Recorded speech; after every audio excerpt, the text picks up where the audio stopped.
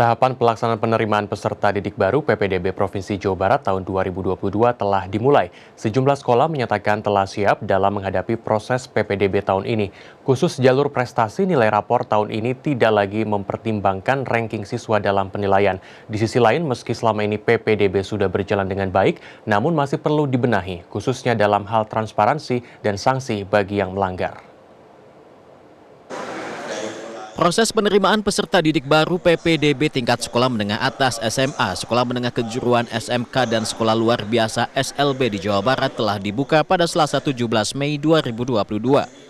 Pendaftaran PPDB akan dimulai pada Senin 6 Juni hingga Jumat 10 Juni 2022. Bagi siswa di daerah yang susah jaringan internet, PPDB diselenggarakan secara luring. Sedangkan di daerah yang jaringan internetnya kuat, PPDB dilaksanakan secara daring melalui laman ppdb.disdik.jabarprof.go.id.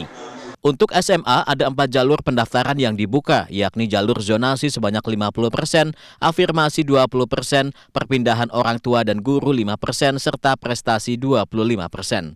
Sementara pada jenjang SMK terdiri dari afirmasi 20%, prioritas terdekat 10%, perpindahan orang tua 5%, prestasi kejuaraan 5%, dan prestasi rapor 60%. Pada PPDB 2022 ada beberapa perbedaan dengan PPDB 2021. Pertama tadi tidak menggunakan ranking rapot. Terus yang kedua, kalau dulu untuk pendaftaran harus ada ijazah atau surat kelulusan. Kalau sekarang bisa mempergunakan nomor ujian. Nomor ujian sekolah bisa dipergunakan. Kalau yang lainnya hampir sama, tapi kita ada perubahan penambahan zonasi dari 68 menjadi 83 zonasi. Itu adalah untuk mengakomodir terutama wilayah daerah-daerah yang dia perbatasan. Menghadapi pelaksanaan PPDB tahun ini, sejumlah sekolah menyatakan kesiapannya mengenai apa saja yang dibutuhkan dalam PPDB. SMA Negeri 5 Bandung misalnya, saat ini kesiapan sekolah sudah 95%. Agar PPDB berjalan lancar, pihak sekolah melakukan pelatihan operator PPDB dan sosialisasi terhadap sejumlah SMP baik negeri maupun swasta yang menjadi binaannya. Tahun ini jumlah siswa yang diterima sama seperti tahun lalu, yakni lebih kurang 340 siswa dari seluruh jalur. SMA 5 untuk tahun ini sama dengan tahun lalu, kita tidak bisa menambah rombel. Tetap kita di 10 kelas untuk kelas 10, 11 dan 12 sama-sama di 10 kelas penerimaannya. Kurang lebih rencana awal kita itu satu kelasnya akan kita terima 34 siswa. Kenapa? Karena walau bagaimanapun sekolah SMA 5 dengan sekolah kemarin kita melaksanakan SKS, bukan berarti anak bisa lolos semua. Ada beberapa siswa yang memang masih tertunggak belum menyelesaikan materi-materi di kelas 10, sehingga anak-anak itu tetap belajar di kelas 10. Dan kalau dia ditarik di kelas 11, maka anak-anak itu tidak akan bisa maksimal. Sekolah lainnya, SMK Negeri 13 Bandung siap menghadapi PPDB 2022. Sekolah telah menyiapkan kepanitiaan dari bulan April dan telah membagi tugas panitia. Selain itu, pihaknya juga terus melakukan rapat koordinasi hingga menjelang pendaftaran. Sama seperti tahun sebelumnya, jumlah siswa yang diterima di SMKN 13 Bandung tidak mengalami penambahan. Meski demikian, pihak sekolah mengklaim penerimaan siswa dilakukan secara transparan. Kita punya kuota di jalur afirmasi itu sekitar 20%. Yang diterima itu kisaran 80 siswa.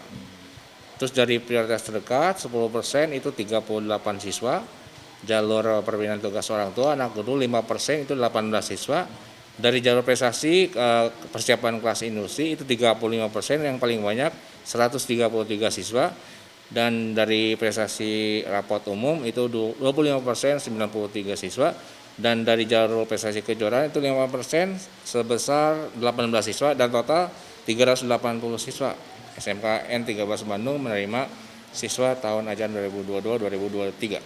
Guru besar sekaligus pengamat kebijakan pendidikan dari Universitas Pendidikan Indonesia UPI Bandung, Cecep Darmawan, menilai kewenangan PPDB oleh pemerintah daerah sudahlah tepat. Pasalnya, pendidikan adalah bagian yang diotonomikan sesuai amanat konstitusi. Menurutnya, PPDB selama ini sudah berjalan baik, akan tetapi ada sejumlah hal yang perlu diperbaiki. Sebab jika tidak dibenahi, kebijakan ini tidak banyak memberikan dampak positif. Butuh transparansi, sehingga kalau misalnya si anak itu masuk, itu dari kategori apa, dalam hal apa, ya, dibuka ke publik. Sekolah juga akan tenang, dinas juga akan tenang, ya. Ya, kalau gimana Pak, ini ada anak pejabat yang nggak bisa masuk, ya mau anak siapapun, kalau memang ya sesuai dengan regulasi masuk, ya masuk, bukan karena anak pejabatnya. Tapi kalau misalnya tidak masuk karena regulasi, ya harus legowo juga memberi contoh gitu ya. Ya berarti mencari sekolah lain. Cecep menambahkan selain transparansi dalam proses PPDB ini juga perlu dibarengi dengan konsistensi regulasi dan tim khusus dari sejumlah stakeholder yang bertugas memantau dan mengawasi jalannya PPDB, sehingga dalam pelaksanaan PPDB tidak ada intervensi dari pihak manapun. Selain itu, setiap pelanggaran yang ditemukan harus ditindak oleh aparat penegak hukum sesuai jenis pelanggarannya agar memberikan efek jera. Zaiul Haq, Sidki Irfan, Bandung, Jawa Barat.